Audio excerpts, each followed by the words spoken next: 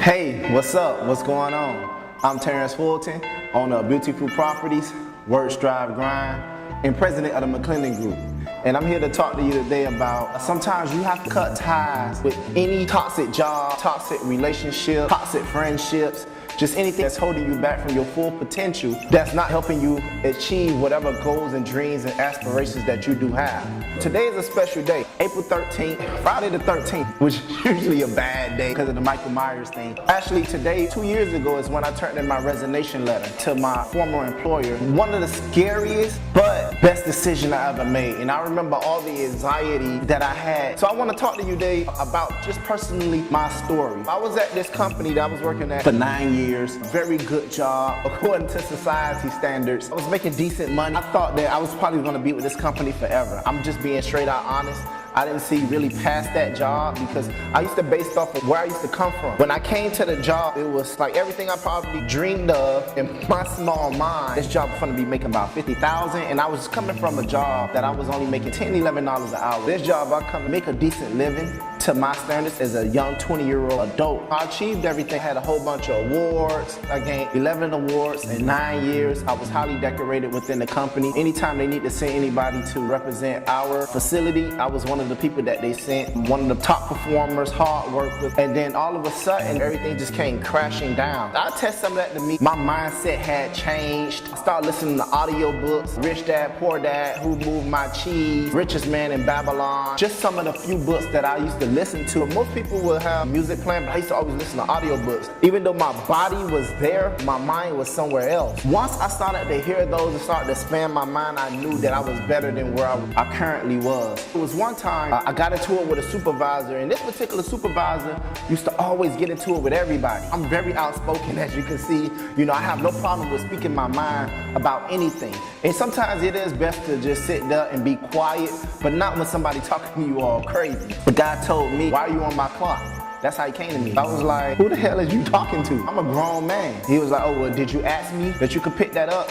Nah, here I am, I'm looking around like, who the fuck is this guy think he talking to? We kind of got into a little spat, and I walked off on him. Had I stayed there, it would have got really ugly. So I just turned my back and I just walked off, and I continued to do my job. The very next day, I get called into the office by my manager. It's me, him, and the supervisor. We having a discussion. I see paperwork that say a 3-day suspension. I'm shocked because I had never missed a day at that job. I had never called in sick. I'm gonna tell you, I was a really dedicated employee to this company. Just bottom line, the first time I missed work, they did it for me. I remember reflecting those 3 days. By this time, I'm already in real estate. I already got some things moving, but real estate, of course, is part-time because that job was full-time. At that point, it was time to go. It was time to leave. This wasn't going to work because there was no way in my mind that I would ever forget what they did that day. I knew it wasn't nothing personal. I wasn't really trying to take it personal. It felt that way because I dedicated so much time and so much energy to this company, and for them to do what they did, not the company per se, but the people that worked within the company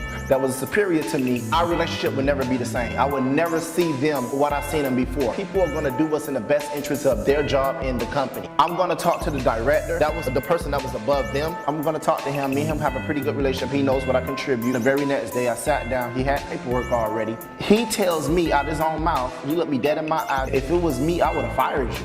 Whoa. I had to collect myself. "What do you mean you would have fired me?" Because they wrote me up for insubordination because I didn't listen to the supervisor. We had a spat. I walked off on him. That's like I should have did what he said. Well, here's how he said it. They didn't even care how he said it. They said I should have listened to him. Let me know that if you don't want to do this, give me your badge. I can walk you out. Good luck. So here's a guy that never called out sick, never was late. I had a whole bunch of vacation time, a whole bunch of sick time. I missed a lot of functions for this company because I was a dedicated worker. If I was scheduled to work, I had to work. I left there, I made a decision and didn't look back. Called Human Resources. I asked them what comes along with me if I decide to quit or resign. They told me what came along with me except sick time. Why sick time doesn't come with it? They said it's for when you sick. The way the company did it is, if you called in sick, you had to provide a doctor's notice. If you didn't, you would get points. The points would add up to a certain amount. They could fire you. So that's why I never did it. It was times, obviously, during 9 years, I was sick, I wasn't feeling well, but I just came in and I showed up anyway. I took a FMA leave, 7 weeks off, turned in my resignation letter. I did not look back. It was the best decision I made. And I remember all the anxiety building up to me turning in this resignation letter, I remember just shaking. I was so freaking scared. I didn't know what the future held for me. It was the uncertainty. I was making about $80,000. I just wanted to bet on myself. Let me see what life has for me outside. Worst case scenario, what the hell? I'll go back and I'll go get another job. 2 years later, here I am talking to you guys on Facebook, YouTube, and Instagram, wherever you're watching this video. That was the best decision I ever made in my life. Now I make double that. I'm helping, I'm mentoring people coming out to my events. I don't rehab houses. I'm the president of the McClendon Group. I have built relationships with multi-millionaires. Stuff that I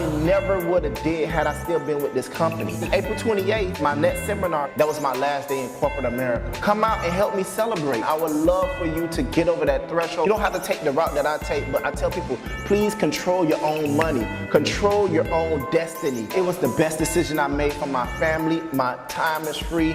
I have money in my pocket. I have money in my bank account. I have a will. My kids will inherit my businesses and money. I don't have a boss or a manager that oversees me. You have to have discipline. People ask me how I stay motivated and inspired. It is days I feel like blah, but I stay committed and disciplined to the process. I get up and I get at something every single day, whether that's making video, YouTube, Instagram, sending out emails, putting in offers, going checking out my homes, going to Home Depot, picking out material.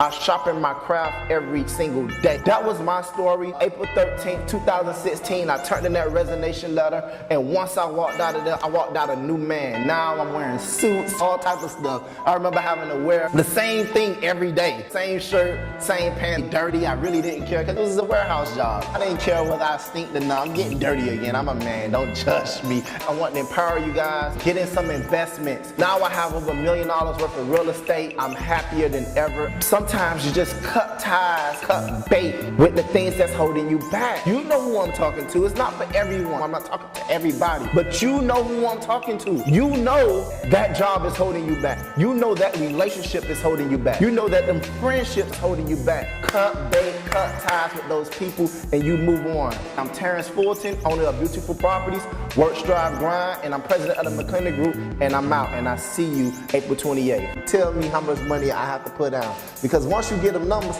that's the numbers that they work around. Okay, $5,000 down. What kind of payments are you looking for? I don't know, 5,